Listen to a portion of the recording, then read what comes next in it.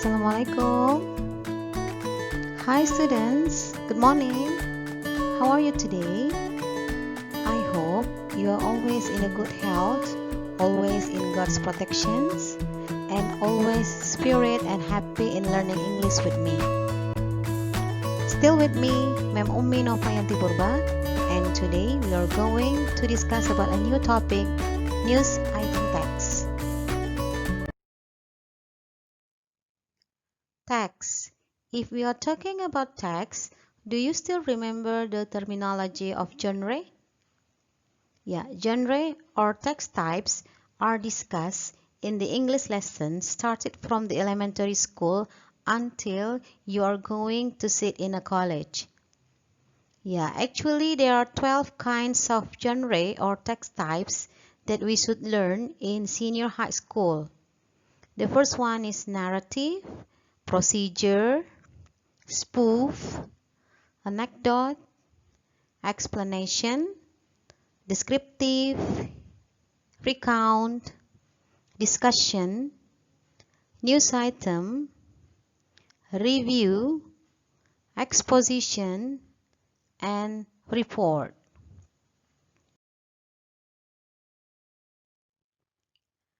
Now our topic is about news item text. What is news item? News item is a text which informs readers about events of the day. The events are considered newsworthy or important. Nah, news item itu adalah sebuah teks yang memberikan informasi kepada pembaca tentang berita pada hari itu.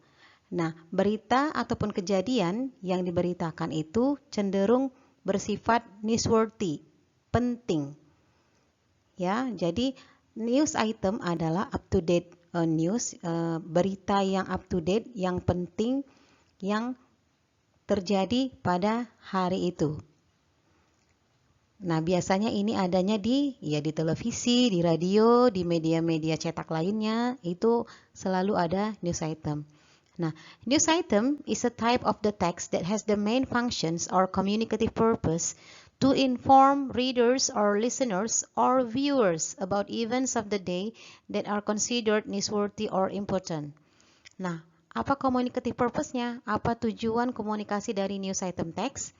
Tujuan komunikasinya adalah to inform, untuk menginformasikan, untuk memberitahu readers, listeners, or viewers about events of the day, tentang kejadian ataupun berita pada hari tersebut that are considered newsworthy, yang penting. Newsworthy itu penting. Okay? Generic structure. Here is the generic structure of news item. Ini strukturnya ya nak ya. Strukturnya ataupun susunan dari teks news item. The first one is the news item should have newsworthy event. What is newsworthy event? Newsworthy event itu adalah headline, main event. Jadi peristiwa utama yang menjadi pokok pembahasan berita. Biasanya ini merupakan judul dari beritanya. And then the second is background events. What is it? Background events is elaboration. So the background events should answer the questions of five questions, 5 WH questions and 1 H. Jadi untuk background events itu adalah latar belakang terjadinya peristiwa yang seharusnya bisa menjawab pertanyaan 5W 1H. What, who, when, where, why, and how. And then the third one is sources. What is sources? Sources is the resource of the news. Sumber berita. So it can be from witness, victim, expert, or maybe the doer. Now we come to the linguistic features. Unsur-unsur kebahasaan apa saja sih yang terlibat ataupun yang ada di dalam teks news item. Jadi unsur-unsur bahasa ataupun grammar, tata bahasa yang termasuk dalam news item itu, yang pertama adalah news item always focusing on circumstances. Now, what is circumstances? Circumstances, a condition that accompanies or influences some event or activity. Jadi lebih ke adverb. Nah, fokusnya ke adverb. Adverbnya kalau dalam circumstances itu terbagi menjadi 3 bagian. Extent, location, and manner. And then the second, the linguistic feature of news item is using material and verbal process. Proses itu sama dengan verb ya, kata kerja ya nak ya, tapi ini lebih ke spesifiknya.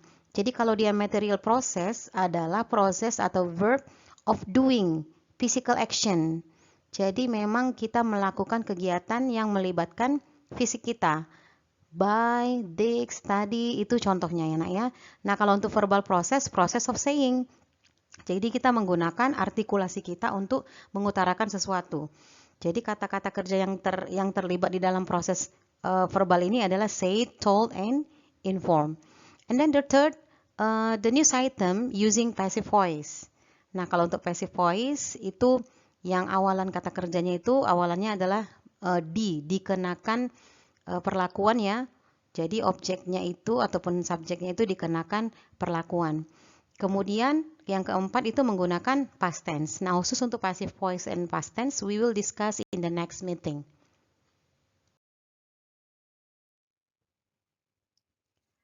Now this is the examples of the analysis of news item text. You can see on the left that the news item text, the title is Indonesian maid beheaded.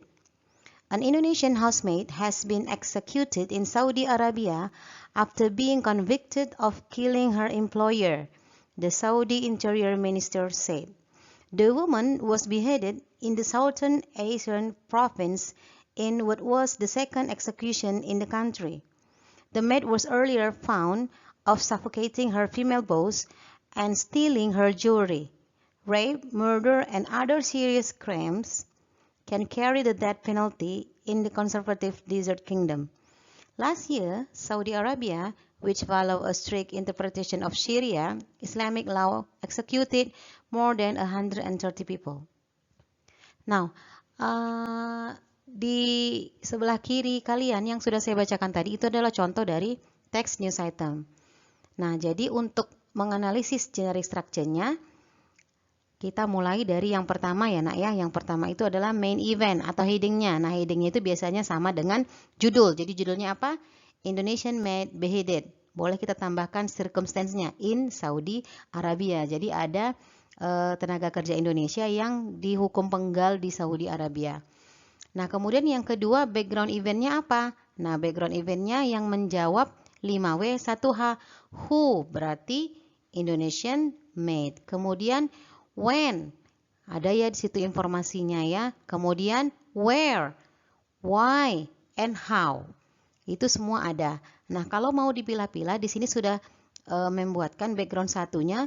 The maid was found guilty of suffocating her boss. And then background 2-nya, serious crimes can carry death penalty in Saudi Arabia. Background 3, Saudi Arabia executed more than 130 people. Nah, kalau untuk source-nya ada yang expert ya yang bicara ya, Saudi Interior Minister Statement. Jadi source-nya itu boleh kita buat ya, the Saudi Interior Minister Statement. Okay, now let's see the example of news item. Check this out. Remdesivir won't protect anyone from COVID-19, but it can speed up a sick patient's recovery time. Health Canada says doctors can now give it to any severely ill patient who can no longer breathe on their own. I do think this drug will have effect against COVID and improve outcomes.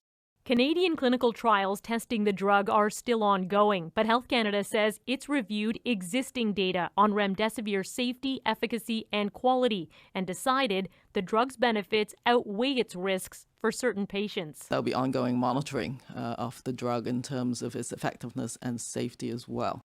Remdesivir was originally an Ebola treatment. It was meant to block the virus from making copies of itself inside our cells. Unfortunately, it didn't work. The virus kept spreading. But when COVID-19 patients were injected with the same drug, a large American study found, on average, it reduced hospital stays from 15 days to 11. Doctors say they'll take any help they can get. A lot of us are anticipating a fairly substantial surge in the fall and you'd like to have all your therapies ready for deployment. And yet, there's no guarantee that it will be ready. Remdesivir is now approved for use in Canada, but it's expensive and really hard to find. The U.S. government has bought up almost the entire global supply. I think the company will begin to accelerate its capacity, but the bottom line is that the supply is not plentiful. In an email, the drug maker said it expects to meet real-time demand in Canada and around the world in October. It's perhaps not the slam dunk we might have hoped for.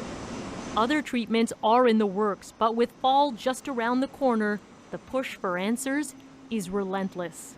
Christine Birak, CBC News, Toronto.